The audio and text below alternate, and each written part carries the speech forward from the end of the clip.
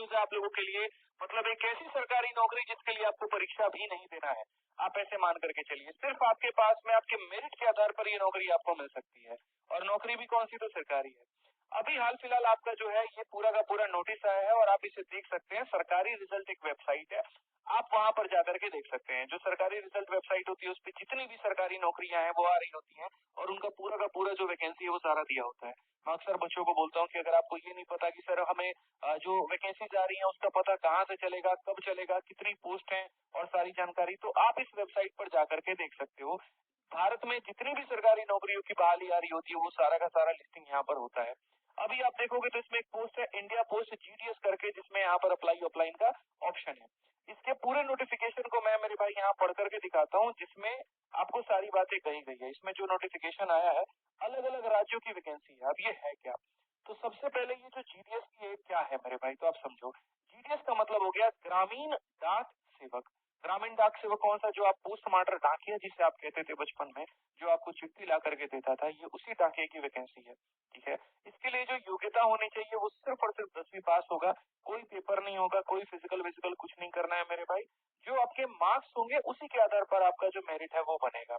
ठीक है, मार्क्स का भी क्राइटेरिया बड़ा अजीब सा है, थोड़ा आपको देखना पड़ेगा, नहीं तो आपका फॉर्म कैंसिल हो सकता है, कैंडिडेचर कैंसिल हो सकता है, और आपकी जो है नौकरी आपके हाथ से जा सकती है। तो वीडियो को शुरू से लेकर के अंत तक देखें, सारी जानकारी बताऊंगा, सटीक वे में बताऊंगा, फॉर्म भी फिल करके आपको दिखाऊंगा। ठीक है, तो इसीलिए वीडियो को शुरू से अंत तक देखिएगा ताकि कोई गलती ना हो। तो सबसे पहले यहाँ पर बात करते हैं इस पद के बारे में। तो ये पद जो है मेरे भाई आया हुआ है, और कौन कौन सा है, तो 3 यहाँ पर जो है इसके पद है, मतलब सारा डाकिया ही आप कह सकते हैं कि जो है वो डाकिया वाला ही पद है। ग्राम जीएसटी हो गया आपका, जीडीएस हो गया, ग्राम डाक सेवक करके। और इसमें जो फॉर्म भरने का डेट है वो कब से कब तक है, तो फॉर्म जो निकलेगा है वो 15 जुलाई 2024 से 5 अगस्त 2024 तक आप भर सकते हैं। अगर आपसे फॉर्म में कोई गलती हो जाती है, कहीं पर किसी प्रकार की मेरे भाई परेशानी हो जाती है, तो आप यहाँ पर 6 अगस्त से 8 अगस्त तक जाकर के करेक्शन भी अपना कर सकते हैं। इसमें कोई दिक्कत मेरे भाई नहीं है यहाँ पे। ठीक है, काफी सारे लोग होते हैं जल्दीबाजी में फॉर्म भरते हैं तो गलतियां हो जाती है तो बाद में उन्हें करेक्शन करना है तो वो कर सकते हैं। जो मैंने पोस्ट बात की थी यहाँ पर आपसे, तो सबसे पहला आया था ब्रांच पोस्ट मास्टर करके, बीपीएम जिसे हम कहते हैं। और जॉब प्रोफाइल के बारे में तरीके से यहाँ पर बताया गया है कि day to day postal operation of branch post office and India post payment bank, ये सारा करके। और दूसरा जो है मेरे भाई इसी के अंदर में आपका दूसरा पोस्ट भी आ जाता है, वो है आपका assistant branch post master, ABPM जिसे आप कह सकते हैं यहाँ पर। ठीक है, इसकी भी पूरी की पूरी यहाँ पर जॉब जो है वो बता दी गई है असिस्टेंट ब्रांच पोस्ट मास्टर की, कि यहाँ पर इसकी नौकरी की क्या क्या है पूरा। अगर आप डिटेल में जानना चाहते हो कि इसमें क्या काम करना पड़ेगा, कितने घंटे का काम करना पड़ेगा और तमाम तरह की सारी बातें, तो वो आप यहाँ से मेरे भाई देख सकते हो। तीसरा जो है आपका इसमें डाक सेवक है, इसी में अगर आप ग्राम देखोगे तो वो ग्राम डाक सेवक हो जाएगा आपका। ठीक है, और डाक सेवक को जो इंग्लिश है वो डिपार्टमेंटल ऑफिसेस में होते हैं, सब ऑफिसेस में होते हैं, हेड ऑफिसेस में होते हैं, रेलवे मेल सर्विसेज में होते हैं, और ये इनका पूरा का पूरा काम है। ठीक है, ये सारा का सारा इनको काम दे दिया गया, सारी बातें इनको मेरे भाई बता दी गई है। और ये भी कहा गया कि इनका रहने का ठिकाना कहाँ है, तो रेसिडेंस डाक सेवर are required to reside within delivery jurisdiction of the post office. ऐसा नहीं है कि नौकरी आपकी दिल्ली में लगी है, आप गाजियाबाद में रहे हो, बहुत ज्यादा दूर रह रहे हो, ऐसा नहीं हो सकता। जो एरिया है जहाँ पर आपकी ड्यूटी लगेगी आपको उसी क्षेत्र में रहना होगा, ताकि आप सही टाइम पर डिलीवरी जो है वो यहाँ पर कर पाओ। बहुत ज्यादा घंटे की ये नौकरी नहीं है, 4 घंटे की ये नौकरी है, और उसके बाद में जो है अगर आप ऊपर के जितने भी आवर्स काम करते हो तो उसके लिए आपको एक्स्ट्रा पैसे मिलते हैं, एक्स्ट्रा आपको जो है वो सैलरी मिलती है। अगर हम इसकी सैलरी की बात करें तो आप यहाँ पर जो तनख्वाह है अक्सर लोगों की होती है कितना पैसा मिलेगा, तो यहाँ पर जो पैसे की बात अगर आप करोगे ना, तो यहाँ पैसे की अगर हम देखते हैं दोस्त यहाँ पर, तो बीपीएम जो की है उसकी सैलरी 12,000 से यहाँ पर 29,000 है, और एबीपीएम या डाक सेवक की जितनी बहाली होगी उनकी सैलरी 10,000 से 24,000 के बीच में होगी। ठीक है, बीपीएम जो है मेरे भाई यहाँ पर आपका काफी अच्छा यहाँ पर हो गई, उसकी सैलरी थोड़ी ज्यादा है इन दोनों की तुलना में।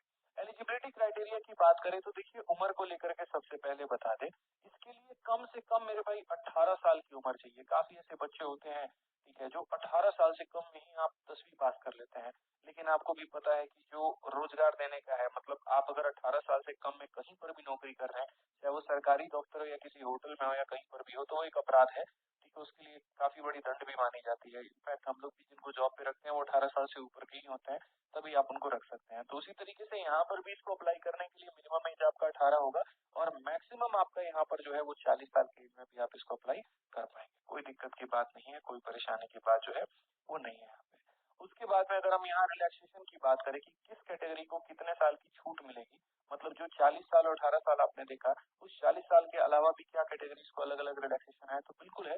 जैसे SC ST को मेरे भाई 5 साल का है, OBC को आपको 3 साल का है, EWS वालों को कोई रिलैक्सेशन एज में नहीं मिलेगा, ठीक है।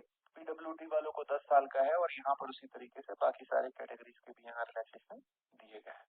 अगर हम बात करें यहाँ पर एजुकेशनल क्वालिफिकेशन को लेकर के, तो साफ अक्षरों में दोस्त यहाँ पर कहा गया है कि एजुकेशनल क्वालिफिकेशन और engagement of GDS in secondary school examination पास, मतलब यहाँ पर सीधा सीधा 10वीं पास हो, और कहीं पर भी जो है एक बढ़िया तरीके से किसी एक रिकॉग्नाइज्ड स्कूल के साथ में आप पास हो, जैसे बिहार बोर्ड है आपका, या आपका CBSE है, ठीक है। मतलब जहाँ पर भी एक बढ़िया तरीके से रिकॉग्नाइज जगह से आपका हो, ठीक है। मार्क्स इसमें कैसे भरोगे, वो सबसे बड़ा यहाँ लोचा है, और वो भी हम आपको बताएंगे। लेकिन मार्क्स के पहले हम आपको एक छोटी सी बात हम आपको बता दें सर, ये नौकरी में आप ऐसा नहीं है कि आप हर एक स्टेट में भर पाओगे। जैसे अगर हम इसकी बात करें, तो ये देखो इसकी स्टेट वाइज वैकेंसी है। अगर आप यहाँ देखोगे ना, तो मैं आपको बता देता हूँ, आप बोर्ड पर देखो यहाँ पे, उत्तर प्रदेश राज्य में 4588 यहाँ पर वैकेंसीज है, और इसमें आपका जो लोकल लैंग्वेज है वो क्या है, हिंदी। अगर आपको हिंदी की जानकारी है तब आप इस राज्य में अप्लाई कर पाओगे, आप इतना मान करके चलो। उसी तरीके से अगर हम बात करें उत्तराखंड में, तो यहाँ पर भी हिंदी का जानकारी होना जरूरी है। बिहार में हिंदी लैंग्वेज चाहिए, छत्तीसगढ़ में हिंदी लैंग्वेज चाहिए, दिल्ली में आपको हिंदी लैंग्वेज चाहिए, और कई ऐसे राज्य हैं जहाँ पर मल्टीपल लैंग्वेज की भी आवश्यकता हो सकती है। जैसे जम्मू कश्मीर में हिंदी आए या उर्दू आए, तब आपको जाकर के नौकरी मिलेगी। केरला में नौकरी लेने के लिए मेरे भाई यहाँ पर मलयालम का आना पता होना जरूरी है।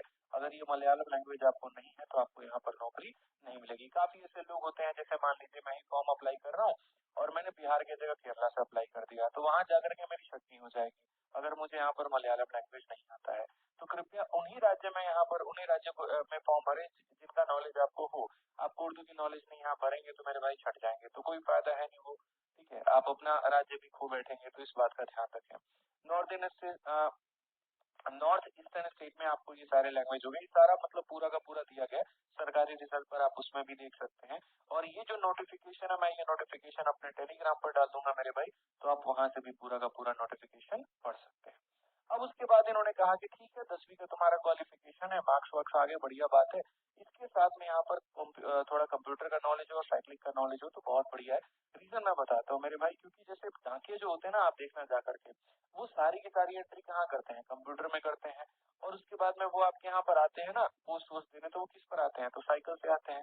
तो अगर आपको इनका नॉलेज नहीं, मतलब साइकिल चलाना नहीं आ रहा, तो आप जाकर के पोस्ट कैसे डिलीवर करो, कर ही नहीं पाओगे। कंप्यूटर का नॉलेज नहीं है तो फीड कैसे करोगे, कर ही नहीं पाओगे, ठीक है। और यहाँ पर आपको थोड़ा जो है अपने हिसाब से रहने वहने की, खाने की जो है वो सारा नॉलेज हो कि मुझे कैसे रहना है, कैसे बना के खाना है, क्योंकि जो उम्र होती है वो काफी कम होती है, 18 साल की उम्र, और उसमें भी आपको जो है अलग अलग जाकर के आपको डाक पहुंचाना है, कोई ये रहने की सुविधा नहीं देते हैं, कहीं पर इनका खाने का कोई सुविधा नहीं होता है। तो ये सारा आपको पता हो, आप अपने तरीके से अपना जो ध्यान है वो रख पाए, तभी आप इस नौकरी के लिए एलिजिबल हैं यहाँ पे। अगर हम रिजर्वेशन की बात करें तो वो मैंने आप लोगों को बता ही दिया है, किसको कितने का रिजर्वेशन आपको मिलता है। नेक्स्ट अगर हम बात करें तो मेरे भाई आ जाओ आप यहाँ पर मार्क्स को लेकर के, जो सबसे बड़ा बात है, ठीक है। इसमें आप अपने आधार से मार्क्स परसेंटेज में नहीं भरेंगे। काफी ऐसे देखो, अलग अलग बोर्ड में अलग अलग जगह पर अलग अलग बातें हैं। सबसे पहले अगर हम बात करें जैसे बिहार बोर्ड में, वहां नंबर आते हैं, CBSE में CGPA आता है आपका, ठीक है। उसी तरीके से ICSE बोर्ड की अलग कहानी है, हरियाणा की अलग कहानी है, यूपी की अलग कहानी है।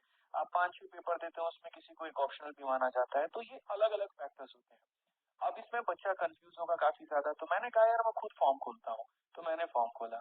फॉर्म खोलने के बाद में सबसे पहले जो अपीयर होगा वो आपके सामने ये सारा mobile number, email ID, application name और ये सारी चीजें होंगी। जब इसको सबमिट करोगे, यहाँ पर वेरीफाई करने के बाद में, मोबाइल नंबर और ईमेल आईडी वेरीफाई करने के बाद में, तब आपका पूरा का पूरा नेक्स्ट पेज अपीयर होगा। नेक्स्ट पेज अपीयर होगा, उसमें यहाँ पर आपसे मार्क्स पूछे जाएंगे। तो आपको मार्क्स है ना, अगर आपका ऑलरेडी CGPA में आया हुआ है, तब तो आप मेरे भाई यहाँ CGPA में भर दो। आपको जितना CGPA मिला है, सपोज करो आपको दोस्त यहाँ पर 8 मिला है, तो आप 8 भरो, 9 मिला है 9 भरो, 10 मिला है 10 मिलो, जैसे किसका 10 मिला है, तो 10 मिला है तो उसको 9.5 के साथ में मल्टीप्लाई करके इसको 95% माना जाएगा। 100% वाला कोई कहानी मेरे भाई नहीं है, ठीक है। उसी तरीके से यहाँ जिसको 9 मिला है, 9.5 से मल्टीप्लाई करके उसका परसेंटेज निकाला जाएगा। और जिसका ऑलरेडी अगर मान लो कि मार्क्स है, CGPA में नहीं है, तो वो अपना मार्क्स भरेगा, ठीक है। आपको उतना जबरदस्ती परसेंट में मत कैलकुलेट करना, क्योंकि उसके लिए बहुत स्ट्रिक्ट यहाँ बात बोली गई है कि अगर आप अपने मार्क्स को परसेंटेज में बदल करके खुद से लिखते हैं तो आपका कैंडिडेचर कैंसल माना जाएगा, ये आप यहाँ पढ़िए सर, दिखाइए बोर्ड। ठीक है, it is clarified that the candidate are not required to convert their point या marks into marks and are required to mention the grade या पॉइंट ओनली जहाँ पर एप्लीकेबल है। जो आया है वही लिखना है। अगर अपने तरफ से परसेंटेज में बदलते हो तो तुम्हारा जो कैंडिडेचर है वो कैंसल हो जाएगा। ये छोटी सी बात है जो आपको मेरे भाई ध्यान में लेकर के चलनी है। तो लैंग्वेज की बात हमने आपको बता दी और इसके लिए योग्यता क्या है वो भी हमने आपको बता दिया, पद कहाँ पर कितने हैं हमने आपको वो भी बता दिया, सिलेक्शन का क्राइटेरिया क्या है वो भी बता दिया। अब मान लीजिए आपने ये फॉर्म भर लिया, उसके बाद में जो है आपका टॉप के लोगों में आपकी पोस्ट आ गई, मतलब इतनी बड़ी यार 40,000 से ऊपर पोस्ट है आपकी। ठीक है, और मान लीजिए उसमें आपका सिलेक्शन हो जाता है तो उसके बाद में क्या होगा, उसके बाद में आपकी डॉक्यूमेंट की वेरिफिकेशन होगी।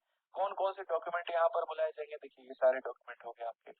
सबसे पहले आपके 10वीं का marksheet, identity proof, caste certificate, PW certificate, EWS, मतलब जो अगर पीडब्ल्यूडी का भर रहा है तो उसको उसका सर्टिफिकेट देना होगा, जो ईडब्ल्यूएस कोटा से भर रहा है उसको उतना देना होगा, अगर किसी ने ट्रांसजेंडर कर रखा है तो उसको वो देना होगा, बर्थ का प्रूफ देना होगा ताकि मिनिमम और मैक्सिमम एज का यहाँ पर जो है वो अंदाजा लगाया जा सके। ठीक है, और बाकी मेडिकल सर्टिफिकेट्स हो गए और आपको ये सर्टिफिकेट हो गया कि भैया आप मेडिकली फिट हो, कोई दिक्कत विक्कत तो नहीं है, कोई परेशानी तो नहीं है।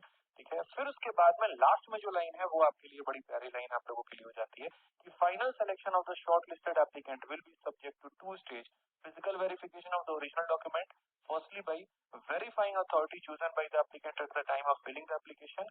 This will be further subject to second stage of verification by engaging authority. मतलब डॉक्यूमेंट वेरिफिकेशन होगा आपका 2 चरणों में, वहां पर जाकर के उनके होने के बाद डॉक्यूमेंट वेरीफाई करने के बाद में तब जो है आपको ये नौकरी मिलेगी। डॉक्यूमेंट वेरिफिकेशन की पूरी डिटेल में बताया गया है, कब होगा, कहाँ होगा, कौन कौन से लोग डॉक्यूमेंट चेक करेंगे, कितने प्रोसेस में होगा, ये सारी बातें बताई गई हैं। जो हमारा चैनल है आप इसके साथ में जुड़ जाइए, कभी भी कोई भी नोटिफिकेशन आता है, कुछ भी आता है, कोई जानकारी है जो मैं आपको बताने वाली बात है सबसे पहले आपको और मेरे भाई कोई भी आपका कोई और डाउट रहता है ना तो जरूर मुझे यहाँ पर आप लोग बताइएगा। ठीक है, वीडियो के अंदर में मतलब कमेंट बॉक्स के अंदर में, ताकि मैं आपके उस डाउट के ऊपर में भी जो है आपको बता पाऊँ, पूरा प्रॉपर तरीके से आपको मैं यहाँ पर गाइड कर पाऊँ, पूरी सारी बातें आपकी जानकारी दे पाऊँ, गलती नहीं करनी है। बाकी करेक्शन का तो डेट दिया ही गया है कि अगर आपसे कोई गलती हो जाती है तो आप उस करेक्शन में मेरे भाई जो है कर सकते हैं। और रही बात जो लैंग्वेज की कि कौन से राज्य में कौन से लैंग्वेज की है, तो पेज नंबर 25 में नोटिफिकेशन के आपको मिल जाएगा। 25 नंबर पेज में यहाँ पर साफ साफ दिया गया है कि कौन सा राज्य है और उसके अंदर में यहाँ पर जो है कौन सा लोकल लैंग्वेज वहां पर चलेगा, ये सारी बातें पेज नंबर 25 के अंदर में मिल जाएंगी। तो कोई भी डाउट है तो वीडियो के कमेंट बॉक्स में जरूर बताना। चैनल आपका अपना है, सब्सक्राइब कर लेना ताकि ऐसी कोई भी इंपॉर्टेंट नोटिफिकेशन आए तो वो आपसे ना छूटे, ना मिस हो। ठीक है भाई, मिलते हैं अगली वीडियो में, ध्यान रखना अपना, खुश रहना, मस्त रहना, love you, take care, bye.